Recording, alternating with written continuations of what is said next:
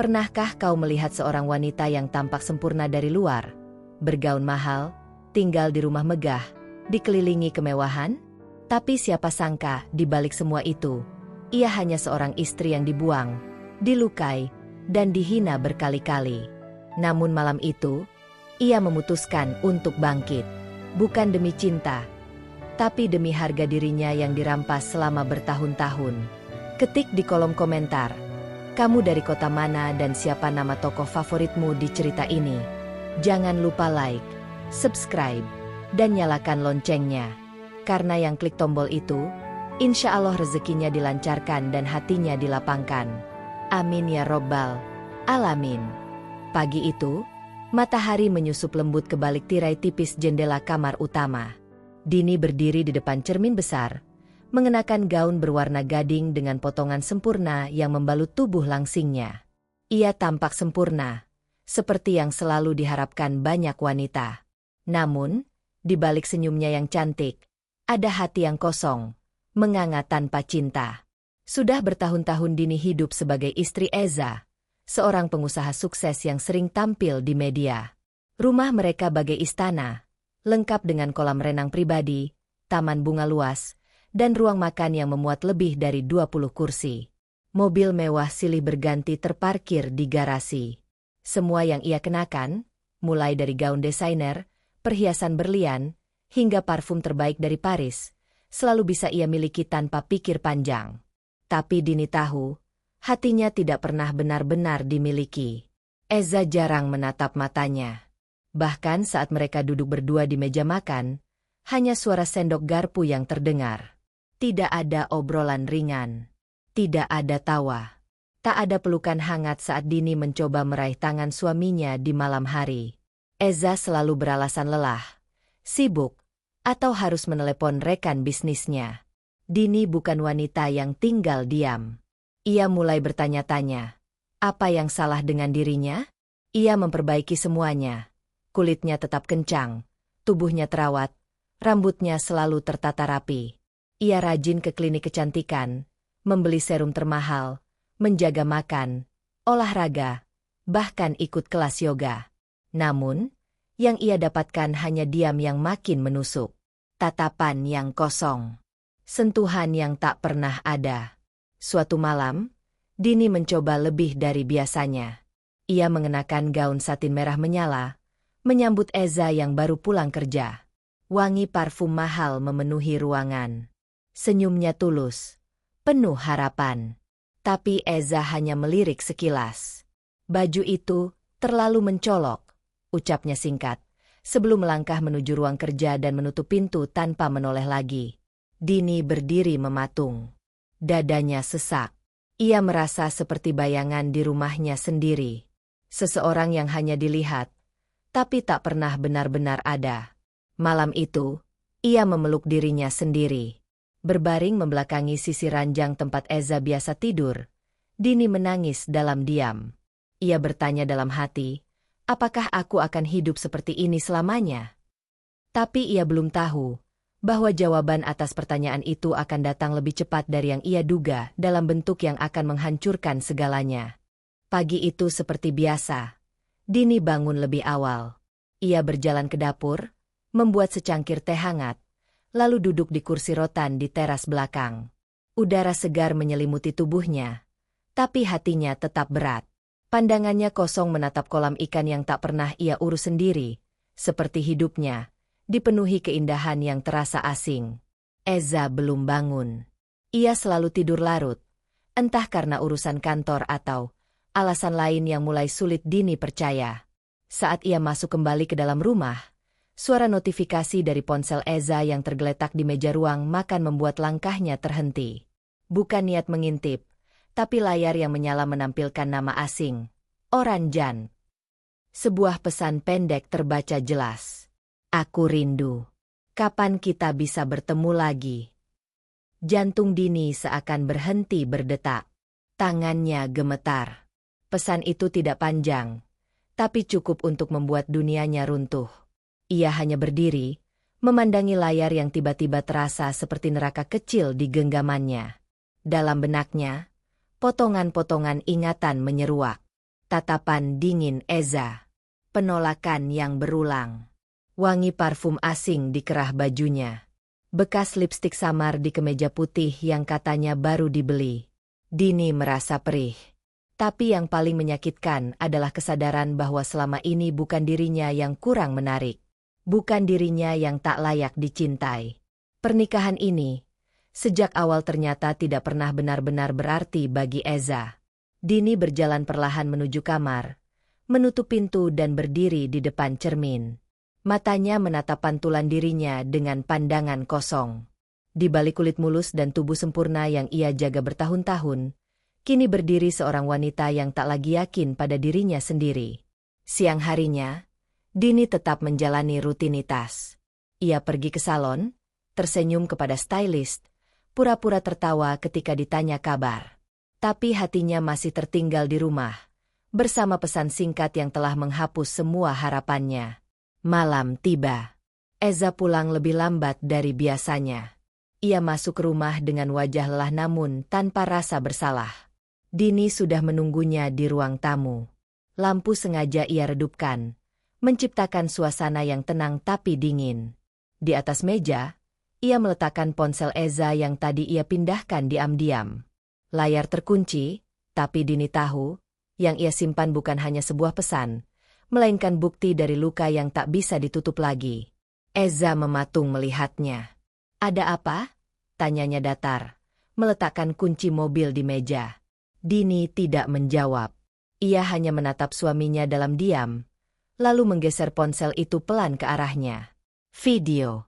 Bukan hanya pesan. Seseorang mengirimkan rekaman singkat.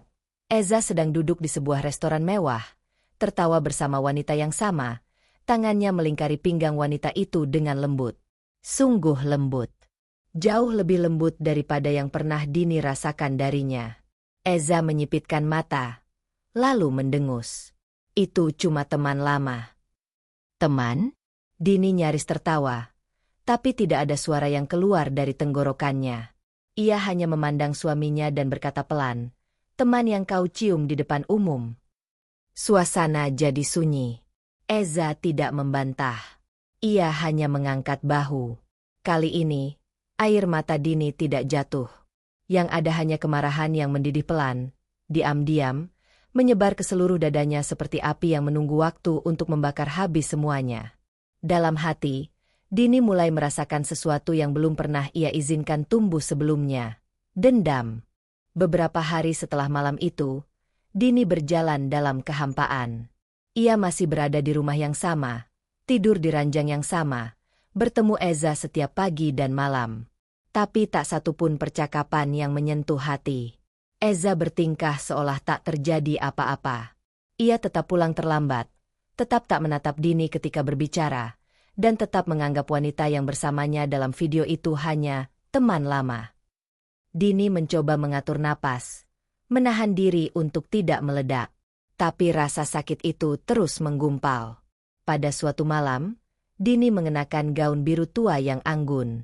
Ia berdiri di depan cermin, berharap Eza akan menoleh, sekadar mengatakan, "Kamu cantik." Tapi saat ia melangkah masuk ke ruang kerja Eza dan bertanya dengan suara pelan, "Kamu suka gaunku malam ini?" Eza hanya menoleh sebentar, lalu menjawab dengan datar, "Biasa aja.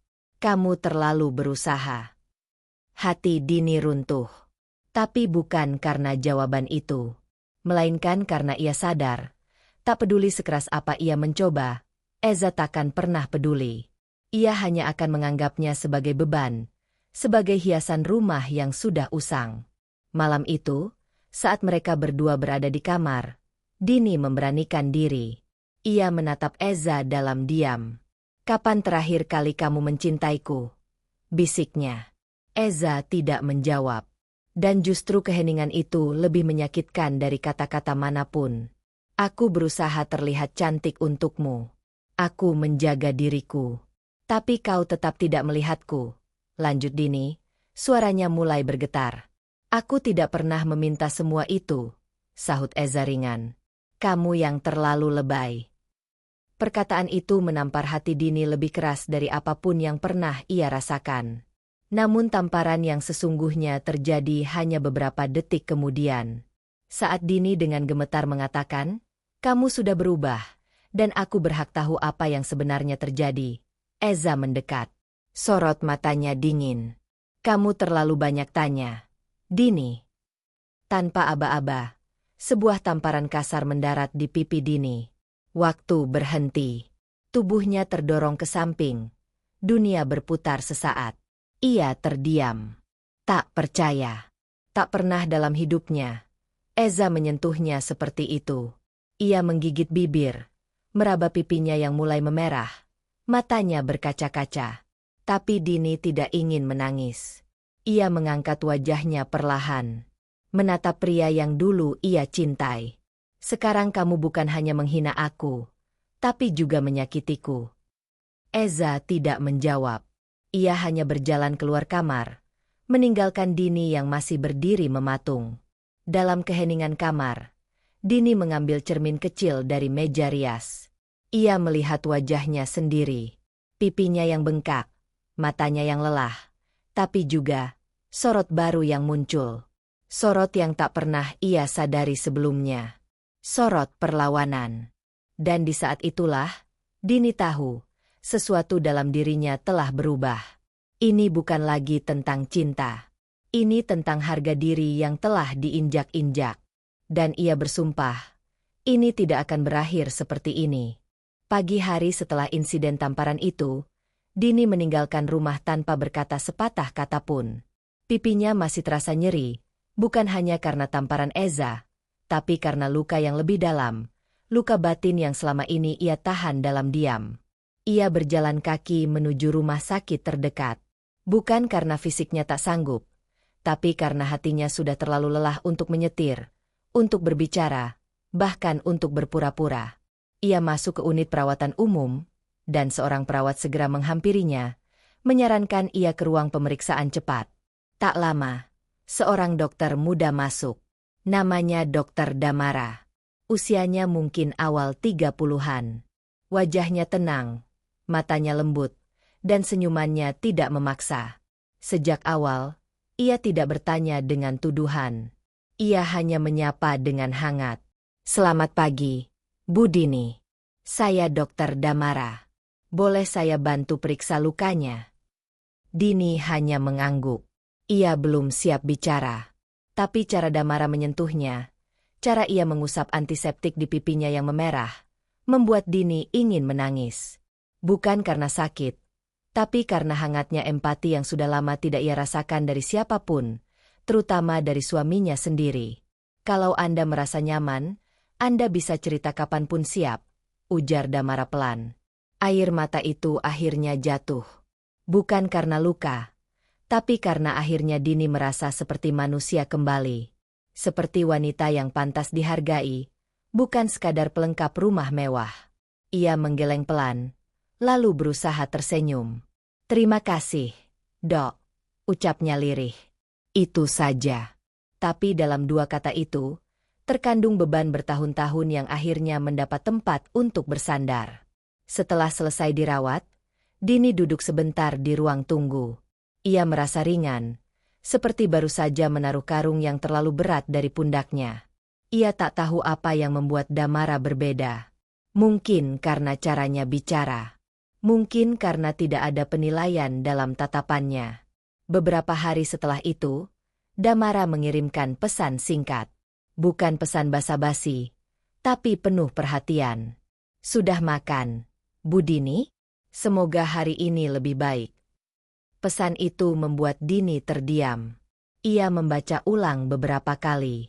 Betapa sederhana kata-katanya, tapi terasa begitu dalam. Pesan seperti itu tak pernah ia dapatkan dari Eza.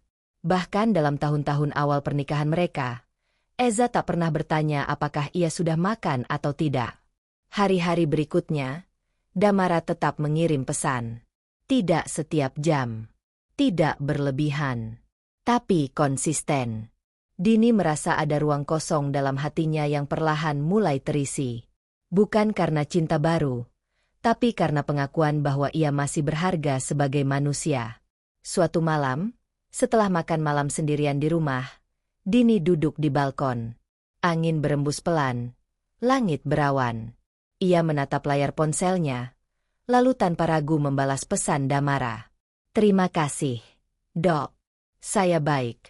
Lebih baik dari sebelumnya. Dan entah bagaimana, senyum itu akhirnya muncul di wajah Dini. Hari demi hari berlalu. Dini mulai menghabiskan lebih sedikit waktu di rumah. Ia memilih berjalan ke taman, membaca buku di kafe kecil, atau mengunjungi tempat-tempat yang dulu ia hindari karena Eza tak pernah suka. Ia merasa bebas. Meski luka di hatinya belum sepenuhnya pulih, setidaknya kini ia bernapas tanpa ketakutan. Eza mulai menyadari perubahan itu. Saat ia pulang dari kantor, Dini tak lagi menyambut di pintu seperti biasanya. Rumah terasa lebih sunyi, tapi bukan sunyi yang menenangkan, melainkan sunyi yang menusuk kesadaran. Meja makan sering kosong. Televisi tidak menyala. Tak ada aroma masakan atau wangi tubuh Dini yang dulu menantinya di ruang tengah. Suatu sore, Dini bertemu Damara di sebuah kafe kecil di pinggiran kota. Mereka duduk di sudut ruangan, jauh dari keramaian. Damara mengenakan kemeja biru muda, senyumnya hangat seperti biasa. Dini merasa gugup tapi juga tenang. Untuk pertama kalinya dalam waktu yang sangat lama, ia merasa dipandang, bukan sebagai istri seseorang, tapi sebagai seorang wanita yang utuh. Mereka mengobrol ringan, tentang hal-hal sederhana, buku, kopi, bahkan bunga. Tak ada pembahasan tentang luka, pengkhianatan, atau Eza. Tapi justru dari percakapan ringan itulah Dini merasa ada hubungan yang tulus. Namun ketenangan itu tak berlangsung lama. Di luar kafe, seseorang mengawasi mereka. Mata hitam itu menatap tajam. Tangan mengepal. Nafas memburu.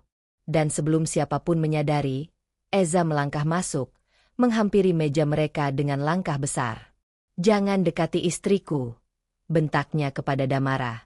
Suara Eza menggema di ruangan, memecah suasana. Para pengunjung menoleh. Sebagian membisu, sebagian pura-pura tak melihat. Dini terkejut. Wajahnya yang cerah seketika memucat. Damara, yang duduk di seberangnya, tetap tenang. "Apa maksudmu, Eza?" Dini akhirnya bertanya. Suaranya lirih tapi tegas. Eza menatap Dini dengan sorot mata membara. "Kamu memang sudah berubah. Sekarang duduk berduaan dengan pria lain? Di tempat umum? Apa kamu nggak punya malu?" Dini mencoba menjawab, tapi bibirnya kaku. Hatinya berdegup kencang. Ia tahu ini bukan hanya kemarahan. Ini adalah bentuk kontrol yang selama ini mengikatnya. Damara perlahan berdiri. "Pak Eza, saya rasa ini bukan cara yang tepat untuk menyelesaikan masalah. Kalau ada yang perlu dibicarakan, kita bisa bicara dengan tenang." Eza mengalihkan pandangan padanya. Tatapannya tajam. Tapi hanya untuk sesaat. Ia lalu kembali menatap Dini. "Jadi sekarang kamu lebih memilih pria ini daripada aku? Kamu lupa siapa yang memberimu semua ini? Rumah? Baju? Nama?" Dini menggigit bibirnya. Ia ingin menjawab. Ia ingin mengatakan bahwa yang ia butuhkan bukanlah rumah besar atau perhiasan mahal, tapi cinta dan penghargaan. Tapi kata-kata itu sulit keluar. Lidahnya seperti tertahan oleh beban bertahun-tahun. Suasana makin menegang. Tapi Dini tetap duduk, tidak beranjak. Matanya hanya menatap Eza tanpa takut. Untuk pertama kalinya, ia melihat pria itu sebagai seseorang yang kecil. Pria yang kehilangan kendali.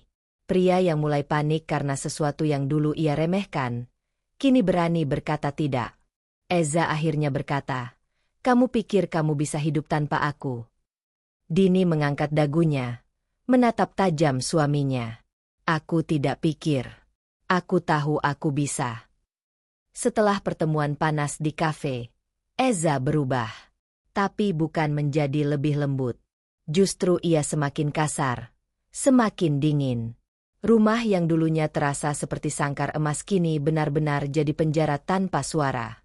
Dini bisa merasakan tatapan mencurigai setiap kali mereka berada dalam satu ruangan. Seolah Eza tak lagi percaya, dan tak ingin kehilangan, tapi juga tak pernah benar-benar mencintai.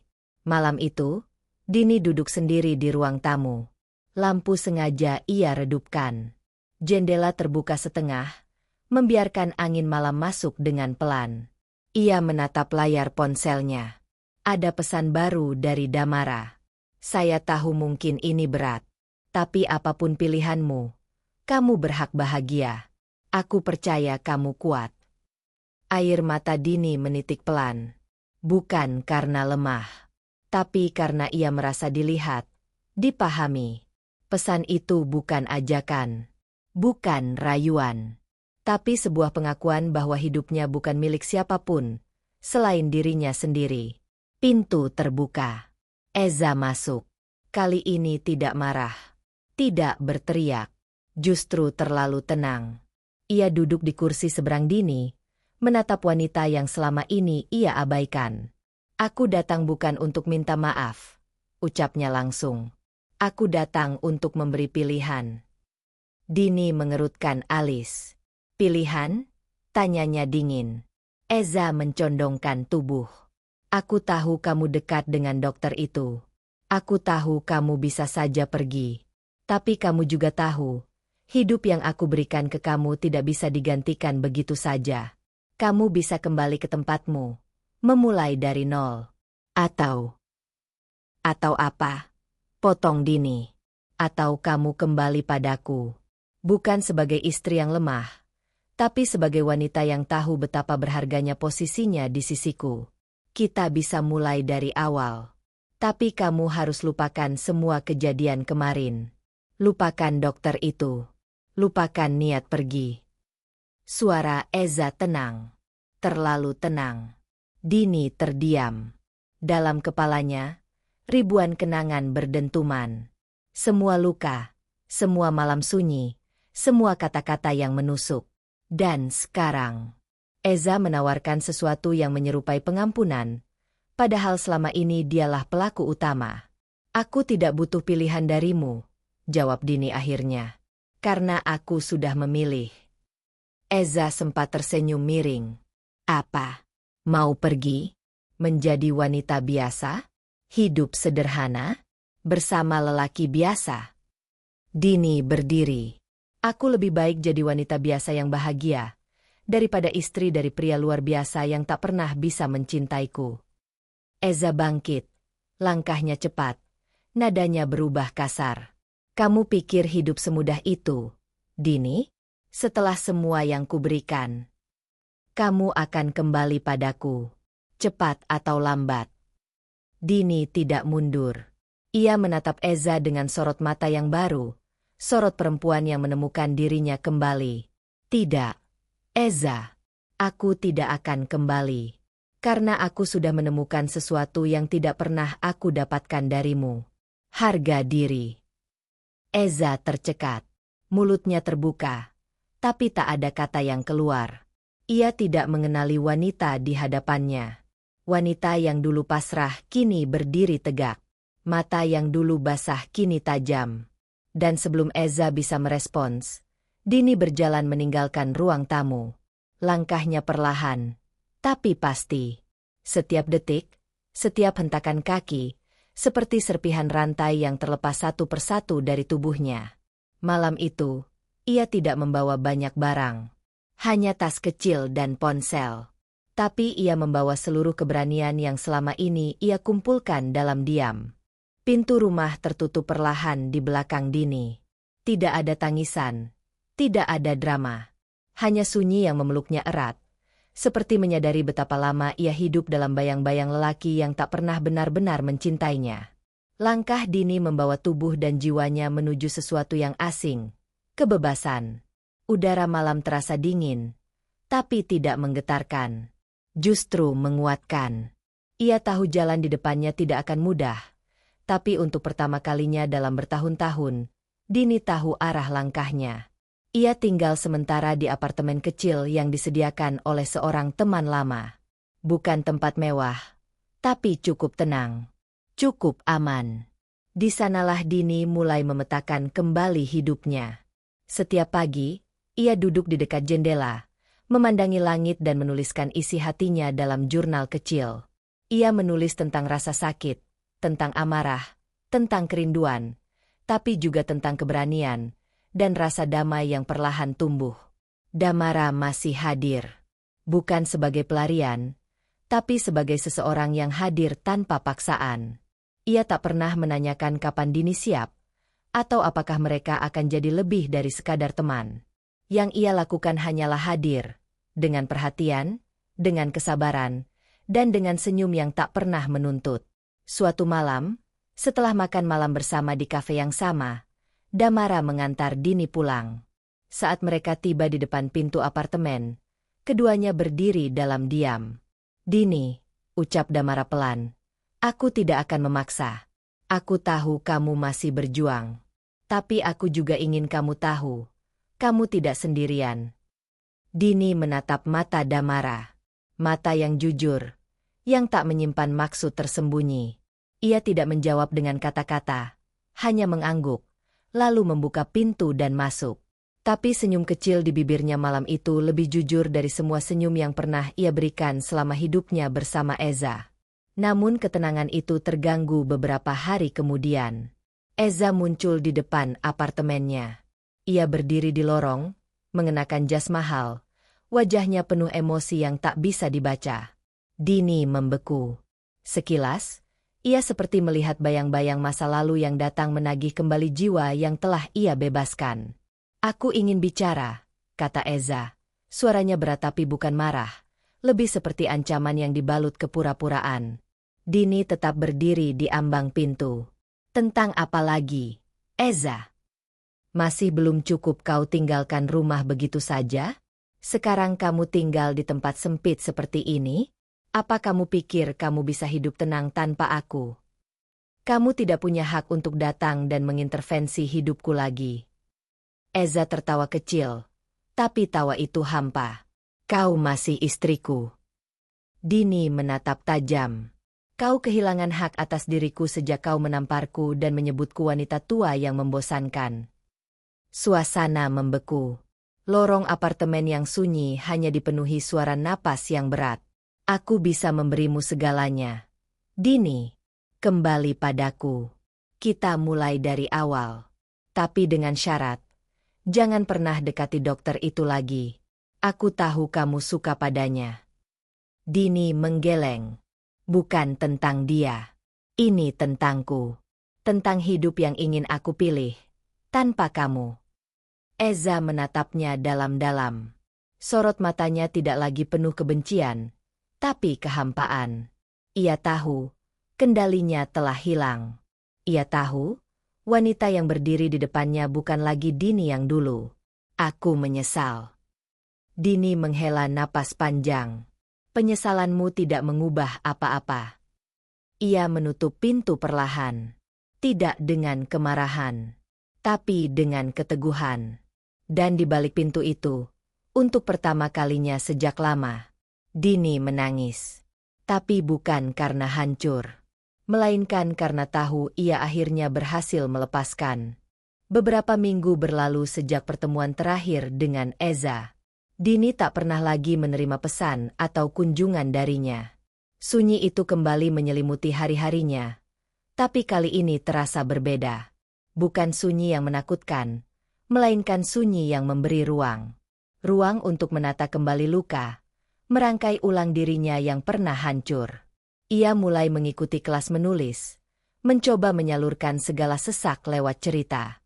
Ia juga mulai bekerja paruh waktu di sebuah galeri seni kecil di tengah kota, tempat yang selama ini hanya ia lihat dari jendela mobil mewah. Dulu, saat masih menjadi istri seseorang, Damara masih hadir. Kadang menjemputnya saat hujan turun, kadang sekadar mengirimkan sepiring makan malam buatan sendiri. Tidak pernah memaksa, tidak pernah menuntut. Hanya menjadi bagian dari hari-hari Dini tanpa berusaha mengubah arah langkahnya. Malam itu, di teras galeri, Dini duduk sendirian. Cahaya lampu jalan berpendar samar. Angin malam menyapu pelan rambutnya yang digelung rapi. Langit gelap, Tapi ia merasa terang di dalam. Pandangannya terarah pada jalanan kosong, tapi pikirannya sibuk menelusuri perjalanan panjang yang telah ia lewati. Lalu suara itu datang. "Sudah siap untuk melangkah lebih jauh?" tanya Damara yang entah sejak kapan berdiri di sampingnya. Dini tersenyum. Bukan senyum formal, tapi senyum dari hati yang mulai tumbuh kembali. "Aku belum tahu kemana langkah ini akan membawa," jawabnya pelan. "Tapi kali ini, aku tidak takut." Damara tidak menjawab. Ia hanya duduk di sebelahnya, membiarkan dia menjadi bahasa yang paling tulus. Mereka duduk bersebelahan, tanpa genggaman tangan, tanpa janji manis. Hanya ada dua hati yang saling memahami, tanpa perlu terburu-buru. Dini menoleh, memandang langit malam. Untuk pertama kalinya dalam hidupnya, ia tidak merasa menjadi bayangan siapapun. Ia tidak menjadi korban, tidak menjadi pelengkap. Ia hanya menjadi Dini, seorang wanita yang patah, bangkit, dan kini berdiri dengan kakinya sendiri. Ia tahu, masa lalu tak bisa dihapus. Tapi ia juga tahu, masa depan bisa ditulis ulang. Bukan dengan tinta air mata, tapi dengan suara yang selama ini ia pendam. Suara dirinya sendiri. Dan malam itu, di bawah langit yang gelap tapi tenang, Dini akhirnya berbicara pada dirinya sendiri. "Aku cukup. Aku layak. Aku bebas." Dan dengan itu, perjalanan baru pun dimulai. Dini bukan hanya meninggalkan rumah, tapi juga seluruh luka yang selama ini ia pendam dalam diam. Ia mungkin kehilangan gelar istri, tapi ia menemukan yang lebih berharga, diri dan suaranya sendiri. Kalau kamu ikut merasakan perjuangan Dini, ketik di komentar, "Aku juga berhak bahagia." Dan jangan lupa doakan semua yang like dan subscribe. Semoga hidupnya selalu dipenuhi keberanian dan kebahagiaan. Sampai jumpa di kisah nyata berikutnya yang lebih mengguncang hati.